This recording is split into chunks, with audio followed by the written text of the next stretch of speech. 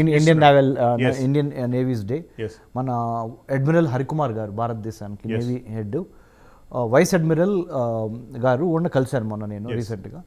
So ఈ నేపథ్యం మొత్తంలో గమనించినట్లయితే భారతదేశానికి China wants to send a message saying that C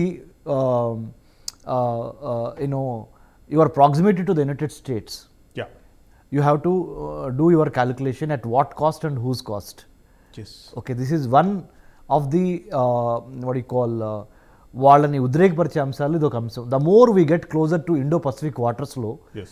quad కానీ India, Australia, United States, Japan, the more we get closer to Quad, with in the Quad, the more we are getting closer to Indian Ocean and Pacific Ocean, Indo Pacific architecture, and India, United States in specific. These are all aggressors for them that we are getting into the American, that Yes. thing, trap. So అది వచ్చినప్పుడల్లా వాళ్ళు they use borders as a symbolic unhappy moments border ద్వారా తెలియజేస్తారు. So ముఖ్యంగా వింటర్లో ఇది జరగాల్సింది కాదు. జనరల్గా ఇది జరిగేది సమ్మర్ టైంలో జరగాలి. వింటర్లో జరిగింది, తక్కువ క్యాజువాలిటీస్ ఉన్నాయి. మన రక్షామంత్రి రాజ్నాథ్ సింగ్ గారు కానీ, మన అజిత్ దోవల్ గారు కానీ, మా ఢిల్లీ జవహర్లాల్ నెహ్రూ యూనివర్సిటీ మా సీనియర్, సూపర్ సీనియర్ మాకు doctor S Jaishankar sir, the current foreign minister of India.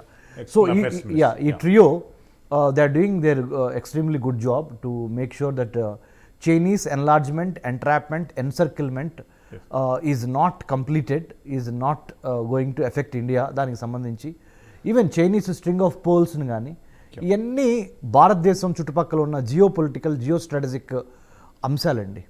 ఈ అంశాలను దృష్టిలో పెట్టుకోకుండా we cannot study India, China in specific to Tawang, Arunachal Pradesh in isolation.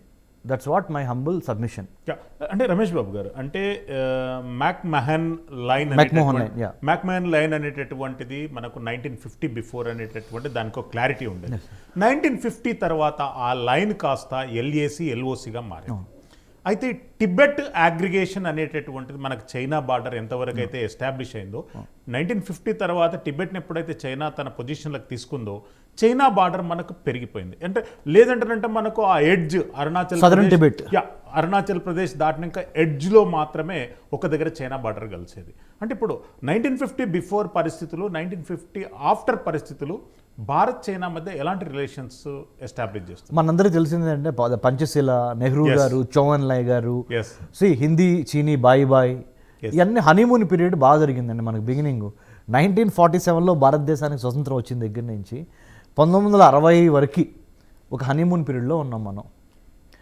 ఒకేసారి all of a sudden 1962 is the year that which we realised we cannot no longer have a honeymoon period with China.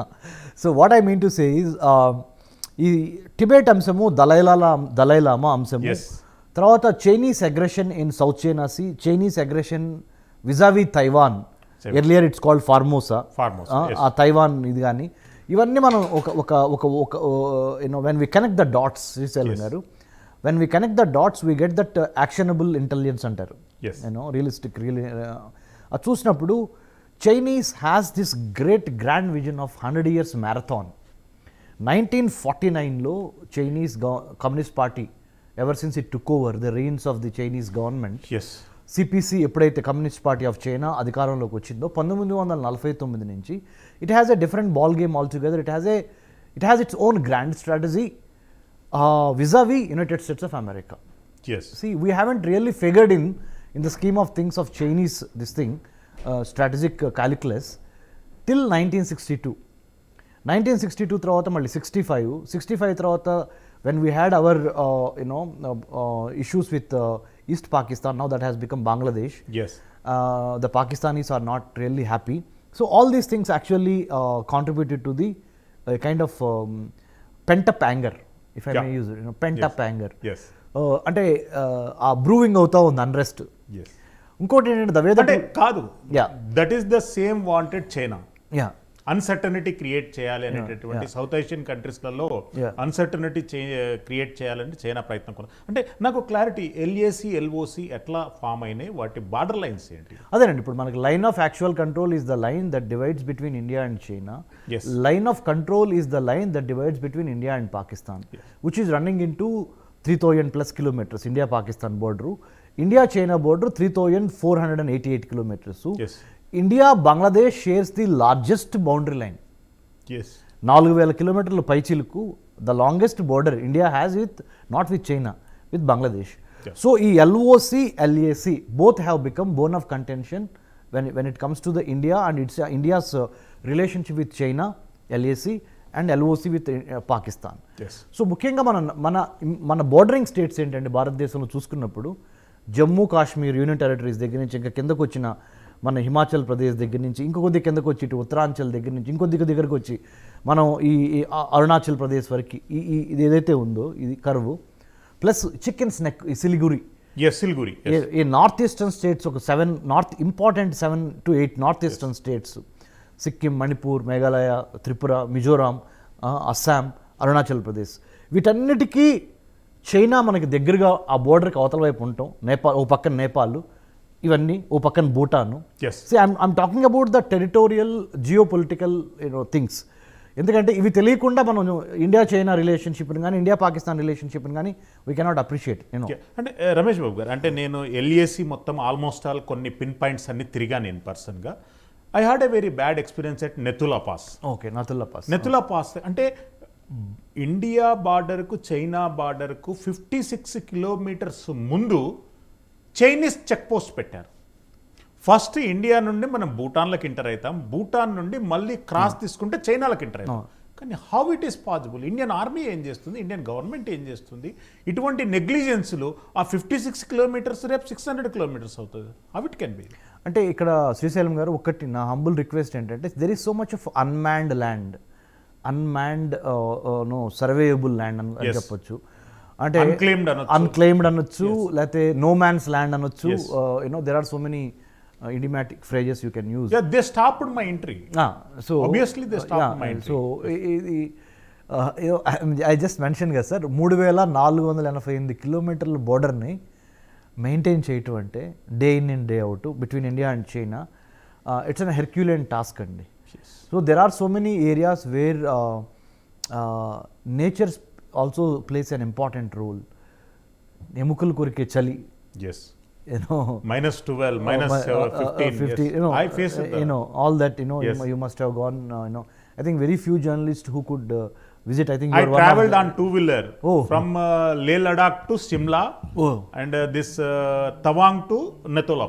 Wonderful. So I think you are the best person to actually sort of share your testimonials. Actually ఇంత rough terrain లో, ఇంత harsh climate లో, I think our visual intelligence, our imagery intelligence, our operational intelligence, our human intelligence, all these put together, I think we have been fairly doing a good job. Out of 10 scale, let's say about 6 to 7. Yes. But those 3 which చాలా important అవి.